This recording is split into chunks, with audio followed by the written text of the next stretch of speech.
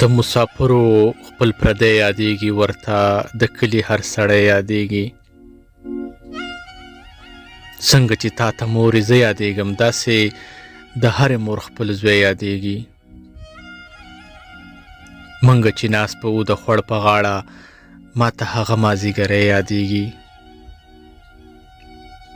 روز خو مې بیا هم خو وي، په څه مشغول یمه زه، خواږه ملګري راته واړه د شپې یادېږي.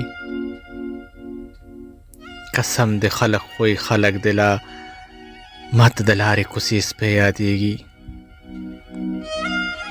څنګه چې تا ته مورې زه یادېږم، داسې د هرې مور خپل زوی یادېږي. د مسافرو خپل پردی یادېږي، ورته د کلي هر سړی یادېږي.